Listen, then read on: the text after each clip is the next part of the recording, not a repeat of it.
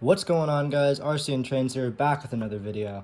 And today in this video, guys, I got some bad news about the Gs-4, as it is actually broken right now.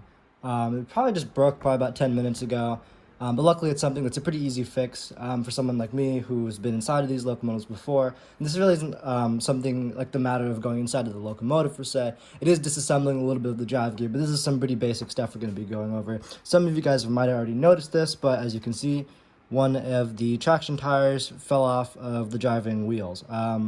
Basically what happened is I was just sort of holding the locomotive and it just sort of accelerated a little bit and the traction tire just sort of spun off, and it didn't break or anything like that. It's actually still in pretty good condition, didn't really get stretched out or anything like that. So I'm just going to be putting that back on today and just sort of giving you guys a little bit of just some content. So since it is that side, I don't really know what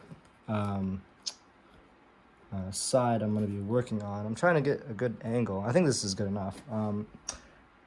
I guess you guys can sort of follow along. I'll tell you guys what I'm doing. So basically right now I'm just popping off the brake detailing, which is held in with some little pins on the locomotive. They sort of pop up like this, and the front ones come off like that.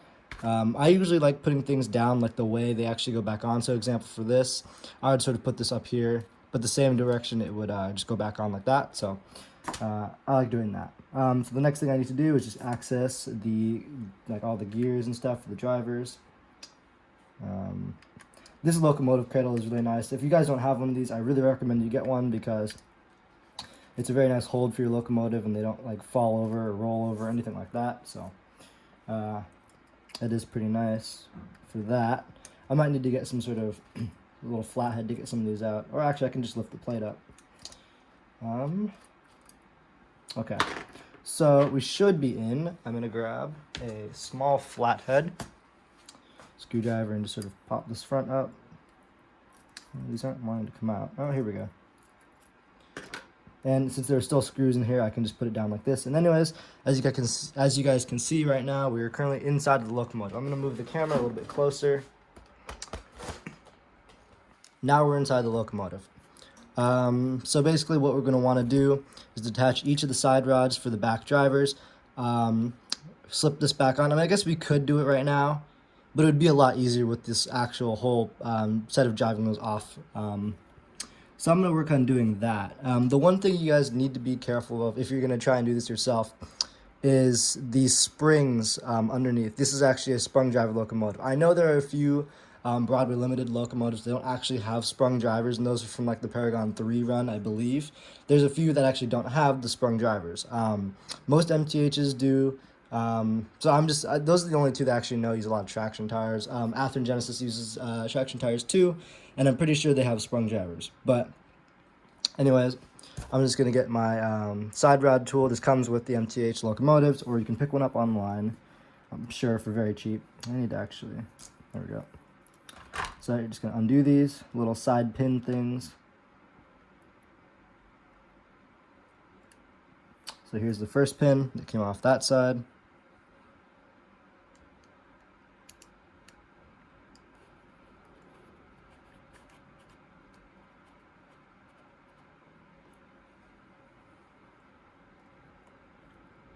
And here's the other pin. So I'm going to set those aside, make sure you don't lose them. They're a pretty hard part to lose. And here's the traction tire that came off. So set that aside and gently lift this up.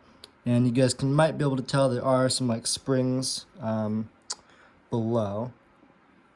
I need to be careful to keep this in the same position though.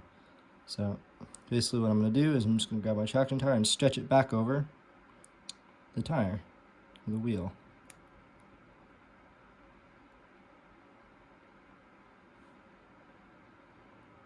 There we go.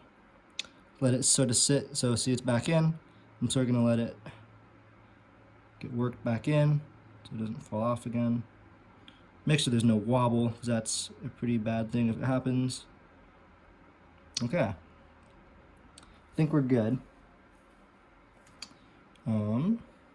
Okay, so I'm just going to line up these little brass, I don't know what they're really called to be honest, but those little things that slide in.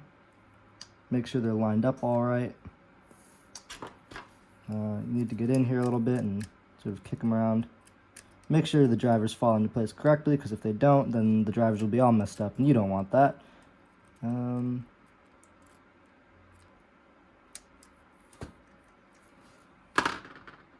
right, so I have them back in, and the one thing I forgot, because I'd taken this apart before like this down here just to oil everything.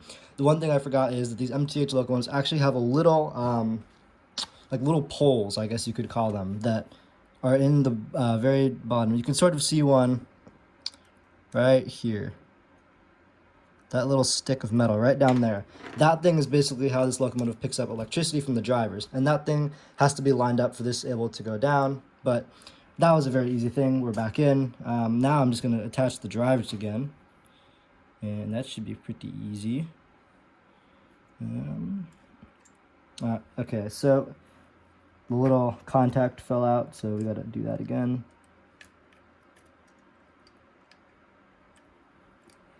The driver's sort of stuck.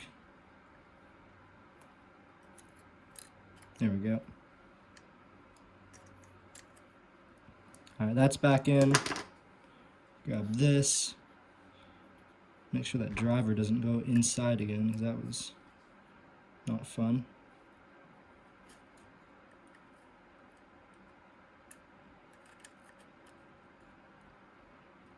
Alright, so we have that.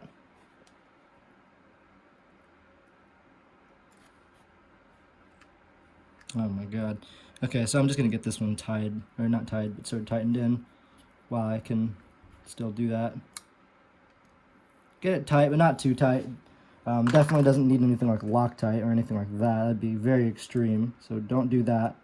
You'd probably never get that pin off, or if you did, you'd probably break it. So, yeah, no Loctite on this. Alright, so that side's good.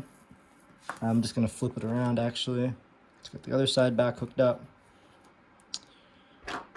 Do the same process. This takes a little bit of time, guys, but it's all worth it. I mean, this is something that's a very easy fix. You should never send your locomotive to MTH for something like this. I mean, this is something that's very, very simple to do for yourself. You just got to sort of work up the confidence to get inside of a locomotive like this and do your own sort of fixes. But once you've done it once, I'll tell you what, it gets much easier to do.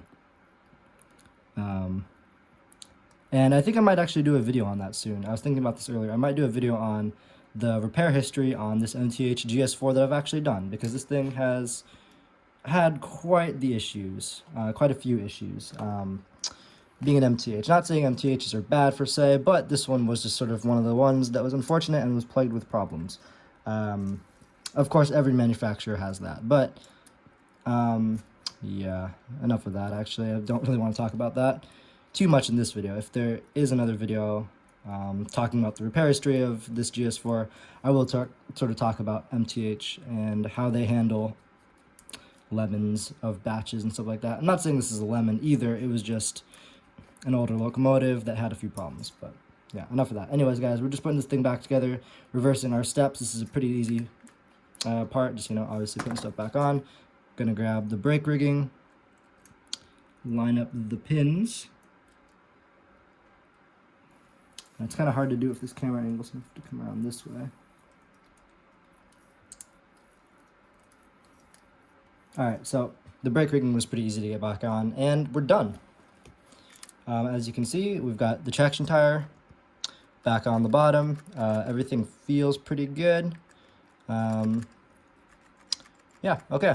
So, anyways, I'm probably going to actually run the locomotive around just a little bit to prove that it actually worked. I mean, you should trust this worked, as it's a physical modification, not something that's, you know, a soundboard. But anyways, I just want to show this actually running, so I'm going to show you guys that right now.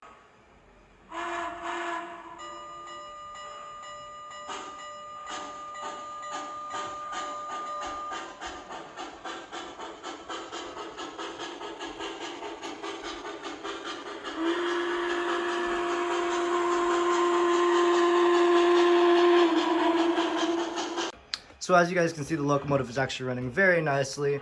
You know, no wobble or anything like that. The smoke unit's actually, you know, going right now. I don't know if you guys can actually even see that with the lighting. But anyways, I just want to thank you guys for watching this video. I hope you guys really enjoyed it. Please consider subscribing and liking if you haven't already on this video, and I'll see you guys in the next video.